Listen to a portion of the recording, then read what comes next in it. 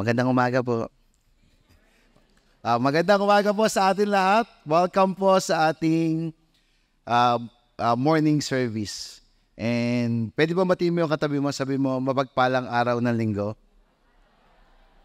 Tapos sa kabila naman sabihin mo, ang ganda-ganda mo, ang gwapo-gwapo mo ngayon. Yan. And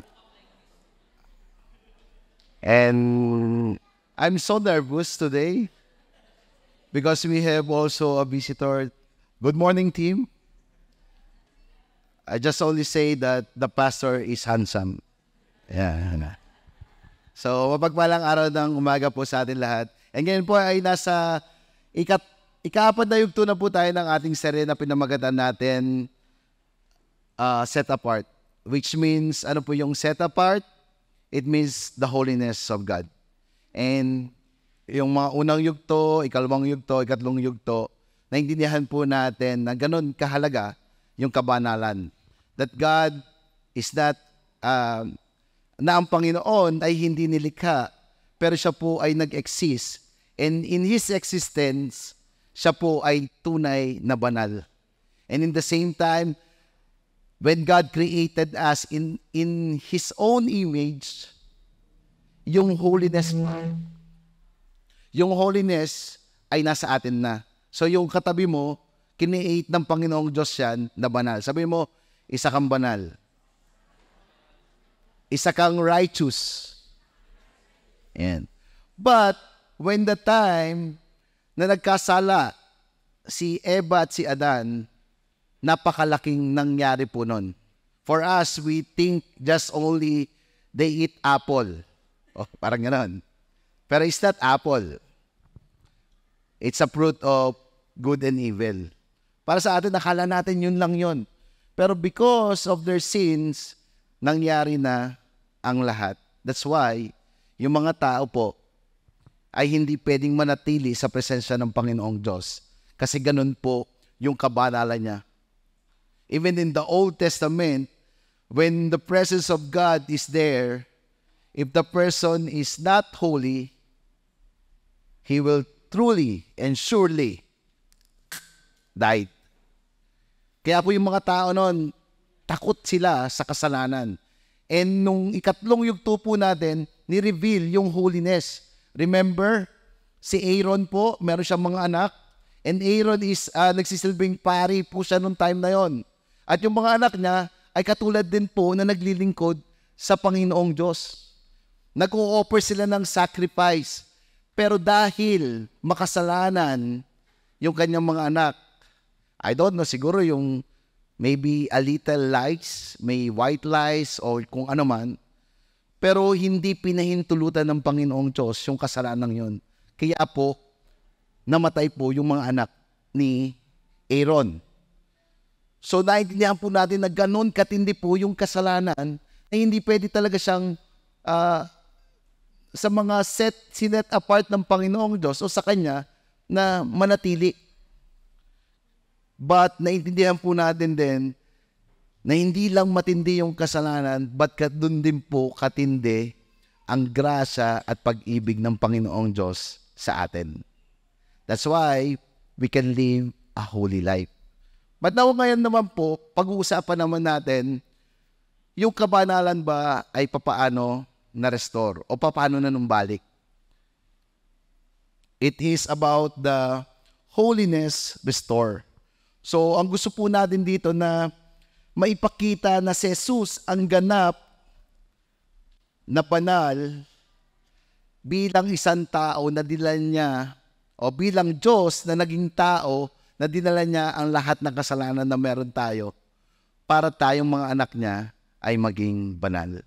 So, can everybody stand up bilang pagkalang sa salita ng Panginoong Diyos? Basahin po natin ang Hebrews 7 verse 23 to 28.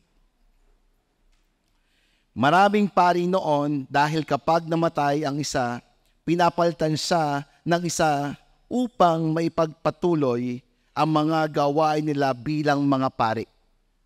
Ngunit si Jesus ay walang kamatayan, kaya hindi nalilipat sa iba ang pagkapari niya.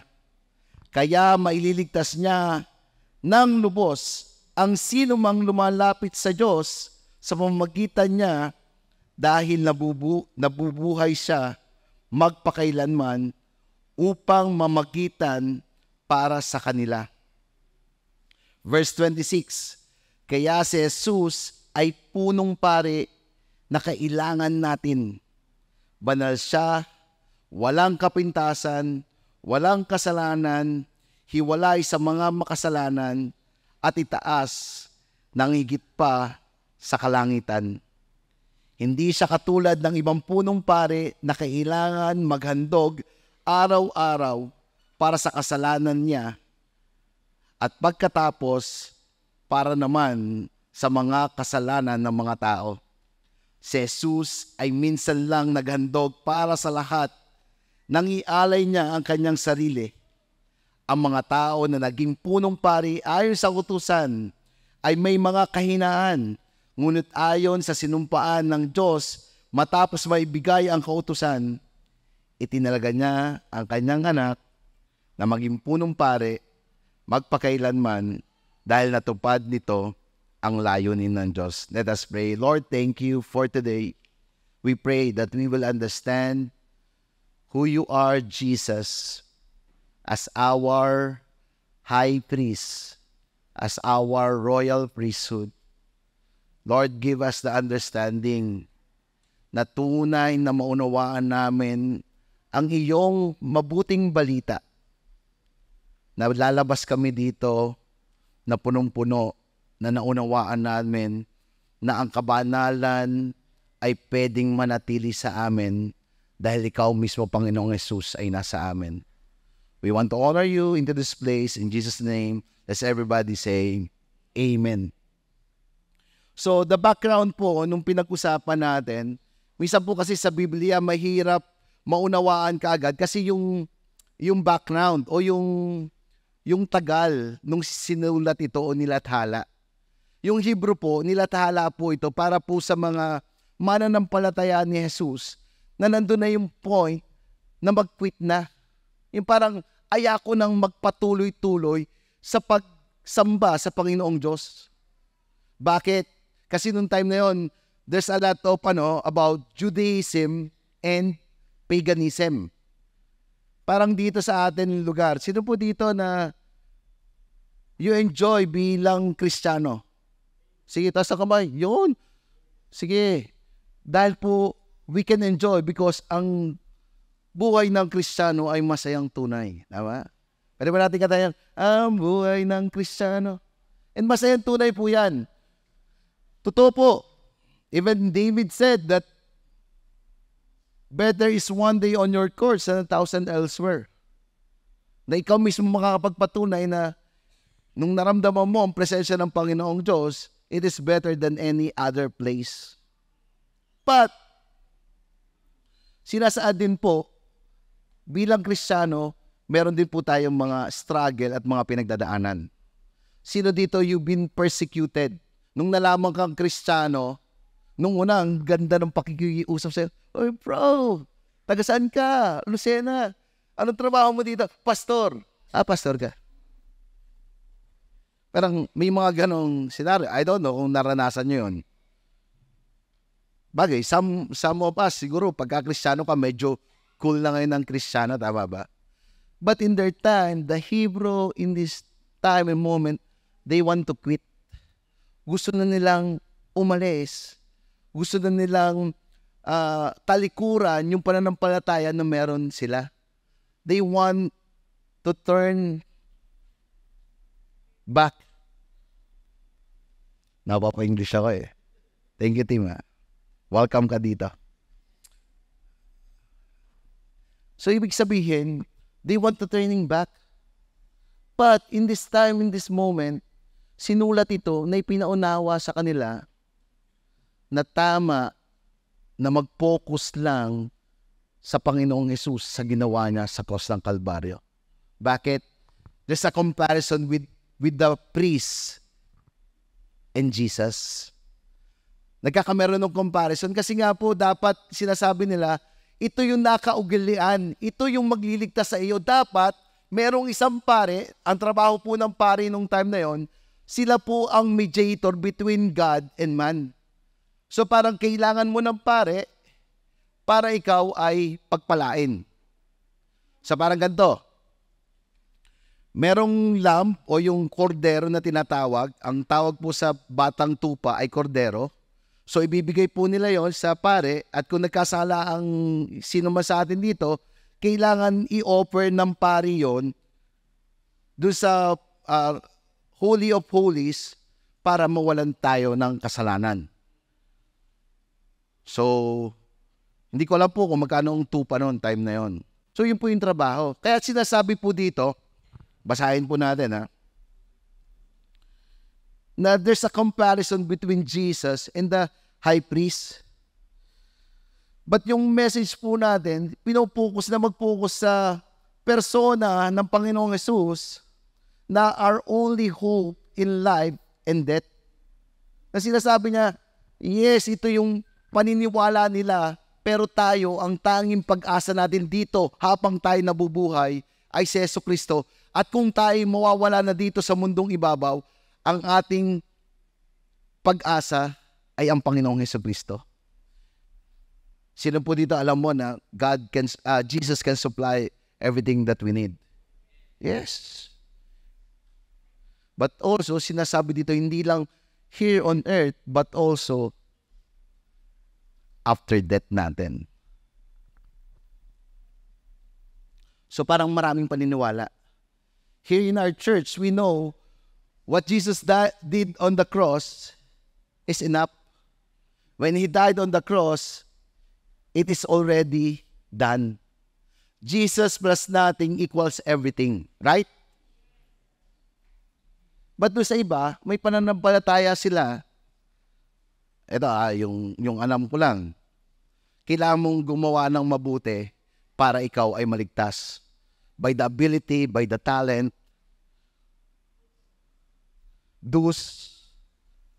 Yung isang part naman, kailangan mong umanib sa aming relihiyon. Pagka hindi ka na umanib sa aming relihiyon, tiwalag ka na. Parang ganon. At pag kinatiwalag ka, hindi ka na makaka-receive ng salvation. O yung iba naman, they call it born again Christian, pero kahit patay na, pwede pa rin mabulungan at mapatanggap. It's a wrong theology na sinasabi. That's why, ini-emphasize ito, parang ang point nila, ang kaligtasan ay dahil dun sa pare at sa pag-aalay ng tupa. But it's a no when we read the scripture. Let's read. In verse 23, says here, ang mga dating saserdote ay marami sa bilang sapagkat sila ay pinigilan ng kamatayan at magpatuloy sa panunungkulan. So ibig sabihin daw, yung mga pari noon ay pwedeng mamatay. Kaya sobrang dami nila, pagka may namatay, pwedeng palitan ng pare. So yung lineage sila is about Levite. So kailangan Levite ka para ikaw ay maging pare. And at the same time, sabi sa verse 27, yaong mga mataas na sacerdote ay naghahandog araw-araw, una para sa kanyang sarili, mga kasalanan, at pagkatapos ay para sa kasalanan ng mga tao. So sinasabi dito, ang mga pare, na sinasabi nung Hebrew, na sila po ay namamatay at sila ay makasalanan. Namamatay silang lahat sila ay nagkakasala, wala sa kanila ang nabubuhay, magpakailanman at wala sa kanila kahit ang mabuti at banal. So minsan tayo may connotation tayo pagka kung sino yung tumatayo sa unahan, mas banal. Tama ba? O yung iba hindi Or holy. Si pastor holy. Holy dumating.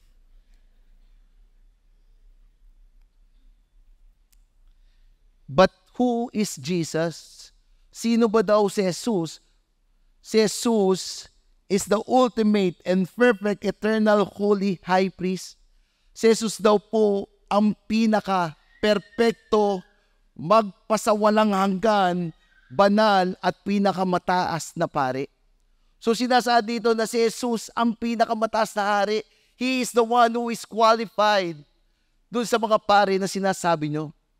Para pagka nagkakameron ng comparison at diskusyon, saan ba ang mas tama at saan ba ang tamang doon? At tamang daan. But in verse 24, says here, ngunit si Jesus ay walang kamatayan. Yung pari nyo pwedeng mamatay, pero sabi dito, si Jesus ay panghabang buhay.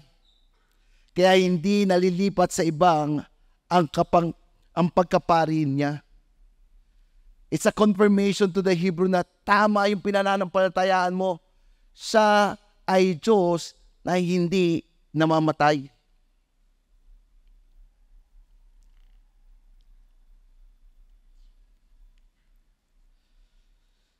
Verse 25, kaya maliligtas niya ng lubos ang sino mang lumalapit sa Diyos sa pamamagitan niya dahil nabubuhay siya magpakailanman upang mamagitan para sa kanila. Sinasabi dito na ang Panginoong Jesus ang pwedeng mamagitan kung ano yung trabaho ng pari noon. Si Jesus ay hinap na that He is the mediator of the people. Kasi nung time na yun, uso rin po ang corruption. Pag malakas ka sa pare, pagka napagdasal ka ng pare na i-offer ka, it talks about that you will be blessed. But for us, sinasabi dito, Jesus is enough that you will be blessed when you go to Jesus. He is eternal. He is holy. Hindi po ako galit ha. Medyo ang sarap kasing i-preach eh. Bakit? Kasi alam mo na totoo. Only basahin mo yung scripture already explained. Verse 26, kaya si Jesus ang punong pare na kailangan natin. Sila sa dito, wala na, hindi mo kailangan yung mga pare na pwedeng mamatay, hindi mo kailangan yung mga pare na taga-offer, na sila mismo kailangan munang magpakabanal, mag-offer sa sarili nila, in the same time, mag-o-offer para sa'yo. Siya ay walang kapintasan. Banal siya, walang kapintasan, walang kasalanan, hiwalay sa mga makasalanan, at itinaas na higit pa sa kalangitan. Jesus is the ultimate and perfect eternal holy high priest. Siya lang po yung pwedeng mag-mediate sa atin na kataas-taasang pari. He is sinless. Yung namatay po siya sa cross ng Kalbaryo. Remember yung bago ka mapunta sa cross, kailangan ikaw yung makasalanan. That time it is a death penalty sentence. Because of our sins, Romans 6:23, for the wages of sin is death. Ang kabayaran sa kamatayan, ang kabayaran sa kasalanan ay kamatayan. Pero Jesus conquered death when after 3 days, He rose again. Yung kasalanan po ay na-conquer po ng ating Panginoong Diyos nung time na nag-raise siya from the dead and ascended to heaven and live forever. So itong diskusyon ito, ano ba? Sino ba dapat? Yung pare na sinasabi nila? O itong mundong ito na ang Kristiyano kakaunti lamang? Di ba na ano nyo ba? Parang kakaunti lang Christian.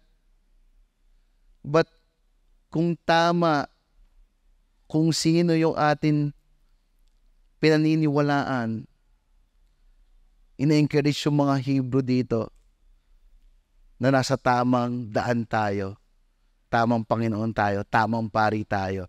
Walang ibang tamang pari, kundi ang ating Panginoong Hesus. Pwede ba natin palakpakan ang ating Panginoon? Second point na in-encourage sila dito, Jesus is the ultimate and perfect holy sacrifice lamb. Sabi po dito na si Jesus ang pinaka-perpekto, banal na sakripisyong kordero. In verse 27, hindi siya katulad ng ibang punong pari na kailangan maghandog araw-araw para sa kasalanan. Remember, pagka ikaw ay may kasalanan, ibig sabihin, araw-araw kang maghahandog. Sino po dito araw-araw nagkakameron ng kasalanan yung katabi mo? Ay, hindi pala, sorry. Baka mag-away kayo, ha? Sino po dito, masasabi mo araw-araw nagkakameron ka ng kasalanan? Either maliit or either malaki. Tayo, taas tayo. Yes, thank you. Mamaya magkakameron tayo dito ng pag-aaral lang about business. May shortage. Araw-araw para sa kasalanan niya. Pagkatapos para naman sa kasalanan ng mga tao. Una yung mga pare, nagkakameron silang kasalanan, they offer a lamb. And now, yung mga tao, they offer also a lamb. Para naman sa kasalanan ng mga tao. Si Jesus ay minsan lang naghandog para sa lahat nang ialay niya ang kanyang sarili. It means, kung ang tao ay patuloy na nagkakasala, kailangan na maraming i-offer kang tupa. Minsan sa isang araw, hindi lang isa ang iyong kasalanan. 2, 3, 4, 5. Nadulas ka. Uy, puto ko tsinta. 6. Nakita mo yung kagalit mo. Hindi ko pa rin napapatawad. Nung grade 3 tayo. Grade 3 na. Ano na ngayon? Senior years na. Meron pa rin galit. Ano mo yan? Ay, tingnan natin, bilangin natin. Ilang tupa yung kailangan. Ba't sinasaad dito, ang Panginoong Hesus ay isang beses lang inialay ang kanyang sarili. Yung koldero ng Diyos, si Jesucristo po ito.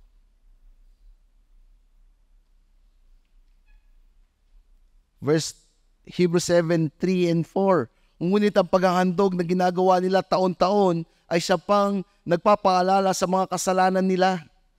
Dahil hindi nakapag-aalis ng kasalanan ang dugo ng mga toro at ang kambing na nihahandog nila.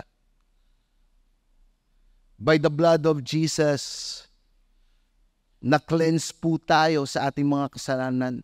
That's why yung pangyayari sa cross, kailangan po na tusukin dito ang Panginoong Hesus para po lumabas yung kanyang dugo. It is prophesied in the Old Testament na ang dugo ng Panginoong Hesus ay maglilinis sa ating mga kasalanan. Katulad po ng lamb na ino-offer, inaalay na kailangan tusukin dito, and the same time, dumugo yun. Bakit si Jesus po namatay na mas maaga kaysa dun sa mga magnanakaw, Kasi para tusukin po dito si Jesus para tunay na masabi na siya po ay patay na. Para umagos yung dugo so that the blood of Jesus will flow and cleanse all of our sins.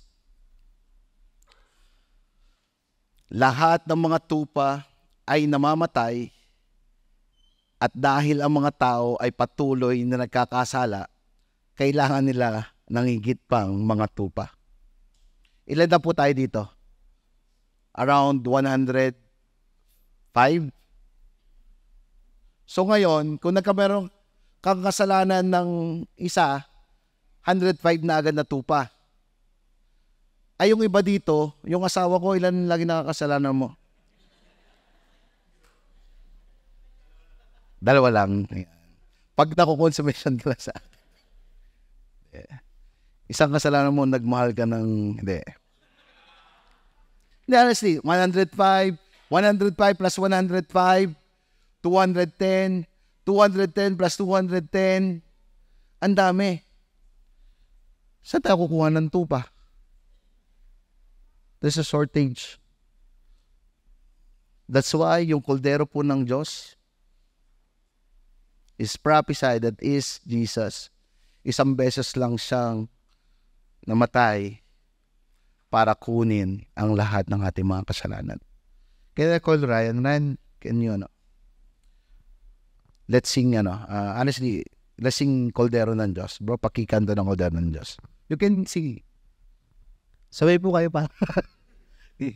Kordero ng Diyos na nag-aalis ng mga kasalanan ng sanlibutan, maawa ka sa amin.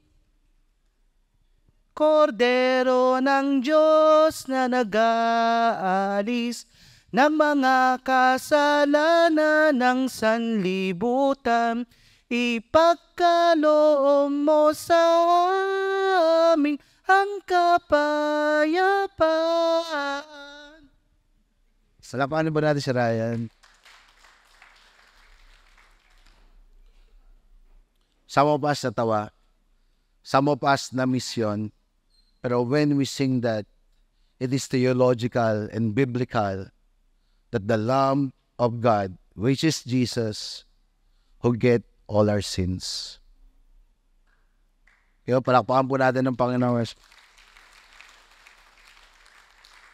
Ako po, marami kumakanta, pero they don't understand what is the real meaning of that. But for us, this is the meaning of it. Na tunay na siya ang koldero ng Diyos na qualified to offer and only one time for all of us. Magkameron ka ng kasalanan ngayon, mamaya, bukas, makalawa, at sa susunod pa, what Jesus did is enough to pay all our sins. That's why He is God. Jesus is God. Kasi kung kayang gawin ng tao, I don't think so that yung Panginoong Diyos bababa siya dito sa lupa to pay all our sins. Hindi po kaya ng tao. Hindi kaya ng hayop. Kaya po yung Panginoong Diyos natin, nagpakatao siya para sa atin. Bakit? Ganun kanya kamahal. Jesus really love you. Itong Valentine's Day, naghahanap ka ng partner mo or someone, si Jesus pa lang enough na. Because ganun yung love niya sa atin, ganun yung awa niya sa atin. Why? Because kung hindi niya i-offer yung sarili niya, anong kapalit po nito? Hell, impyerno. But because of His love, He is willing to sacrifice Himself. He is willing to go down na maging katulad natin mga tao para kunin ang ating mga kasalanan. So, ang koldero po ng Diyos na meron po tayo ay ang tanging Panginoong Jesucristo. As I end, ang lahat ng mga sakripisyong biktima ay namamatay. Ngunit si Jesus ay perpektong sakripisyo at inihain at muling nabuhay mula sa mga patay at higit pa rito, ang hain ni Jesus ang pinakahuling hain. Ang huling hain na kailangan para sa mga kasalanan. Ang sakripisyo ni Jesus sa cross ay nagbigay kasiyahan sa galit ng Diyos at nagbayad sala para sa mga kasalanan ng mga tao at tao, ang mga patay at buhay na mga banal at ang mga taong balang araw ay magtitiwala sa Kanya. When we trust on Jesus, ito daw po yung nangyaring nun. May galit po ang Panginoong Diyos because of the sin. There's a wrath of God. At hindi po ito pwedeng mabaliwala. Ang Diyos po ay Diyos na hukom and just. Kailangan po yung kasalanan ay mabayaran. But because of His love, siya po mismo yung nagbayad na matinding pagkakautang natin so that the wrath of God o yung galit ng Panginoong Diyos ay maibsan sa magitan ng pag-aalay niya sa atin. So as I end, I will not make the last point ko. As I end, kung siya yung ating high priest, kung siya yung ating ultimate sacrificial lamb, ano naman po yung implication nito sa atin? The implication po nito sa atin, we can be also a high priest. We can be also a royal priesthood, righteous and blameless. Again, when we accept Him as Lord and Savior of our life, we've been justified. Na-justified na po tayo. And now, because He been justified us, we can also live holy. Pwede po tayo mabuhay ng banal. Tama po ba yun? When we sing kanina, Beautiful Jesus. Hindi po ako magaling kumanta kaya mawawalan kayo ng ano eh. Parang yung ginawa niya, it captivate us. Ako, honestly, when I become a Christian, parang every time maintindihan ko yung how deep, how great is His love to me, para nakakahiya na gumawa pa ng kasalanan. Sino po dito nakapasok ka na sa bahay na malinis? Yung para bagang nakakahiyang tanggalin nakakahiyang pumasok na may sapatos ka, parang gusto mong tanggalin. You know what? Everybody of us, ganyan ka ginawa ng Panginoong Diyos, nakalinis. Sabi noon, when we repent, our heart is just like a snow, parang yung asno na ganun kaputi. And nakakaya naman po sa ating Panginoon kung patuloy natin dudungisan ang ating sarili. That's why it's set apart. There's a cost. May matindi pong bayad yung ginawa niya. Hindi po yung salvation natin just lang. Kaya pagkatanong, ganun lang sa inyo, manampalataya lang, maliligtas ka na. Hindi. If you understand the cross, it is costly. Napakatindi po ng ginawa ng Panginoong Hesus para po sa ating mga tao. Nag-preach ako every Sunday. May mga tao akong pinag-preprayan. Pero looking at His greatness, wala po ako. Yung kabutihan ko, wala. Katulad lang ng isang basahan. Sino dito may kilala kang banal? Wala lahat yan. Diba, no? So tayo, who among you here, you can say, you can live holy. But we cannot live holy sa pamamagitan lamang natin. We can live holy because our God is holy. Can we all stand up today? Sige, palakpakan po natin ang Panginoong Diyos. Come on.